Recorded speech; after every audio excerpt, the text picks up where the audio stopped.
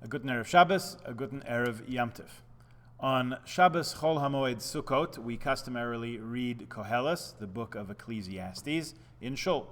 In the occasional year, like this one where there is no Shabbat in the middle of Sukkot, we read Koheles on Shmini Atzeret morning.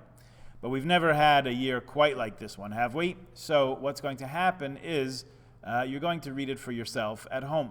If you're coming to Shul Shabbos morning, please try to get a look at Koheles before davening, or promise yourself you'll get to it after lunch.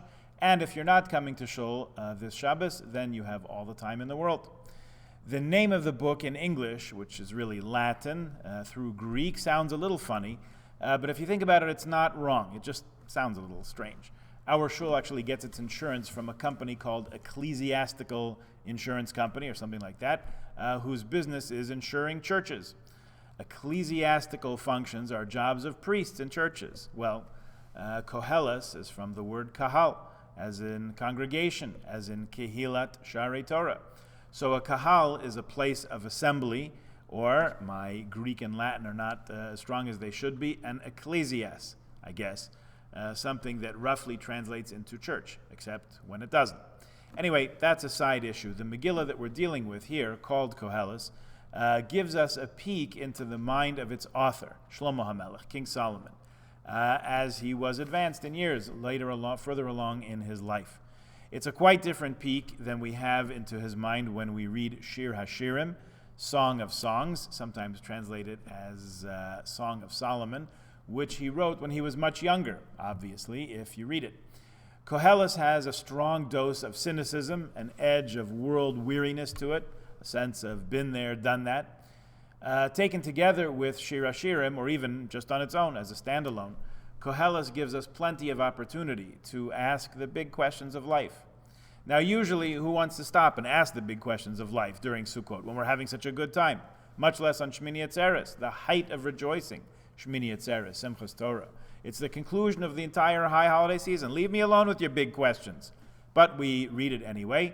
And this year, when we actually are asking some of the big questions about the meaning of life and what we're doing here and what does it all mean and why do things happen, Koheles is there offering a chance to meditate and reflect on some of these questions. We sometimes wonder how much God is involved in our lives. Koheles reassures us that there is divine intervention, hashgacha pratis, in every step of our lives. At the same time, Koheles also hits us with the stark reality that truly understanding, grasping God's ways is simply beyond the capacity of a human being, a created being. There's a relationship between what we do and what happens to us, as apparent as that may or may not be. Our souls are eternal, but our bodies are not. Everything in the physical world, not just us, but everything once, at some point, came into being and will, at some point, at some time, pass on, including ourselves. Yet while we are here, there is a great deal we can accomplish. Striving for wisdom, gaining insight, keeping the mitzvahs, acting with kindness towards one another, and trying to achieve some sort of mastery over our own selves. There are certain controversies here in the book. What is the meaning of it all? What can a person truly accomplish? What can we actually know? But these are real questions of life, and Koheles helps us to frame them. You'll find the book either in the back of your Chumash with the other Megillas, or toward the back of Tanakh in the Ksuvim, the wisdom writings.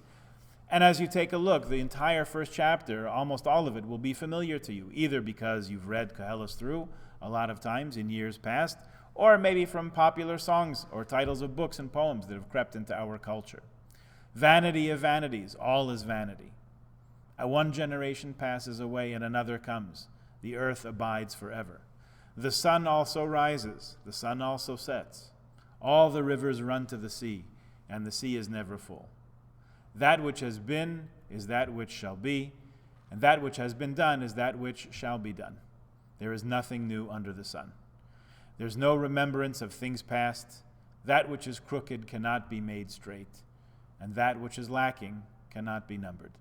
That's all in the first chapter. In the third chapter, it begins to everything there is a season, and a time to every purpose under heaven, a time to be born, a time to die, a time to plant, and a time to reap, a time to kill and a time to heal, a time to weep and a time to laugh, a time to mourn and a time to dance, a time to cast away stones, and a time to gather stones together. Still later in the 6th parak, Koheles asks, Ki ma yoser l'chacham min aksil?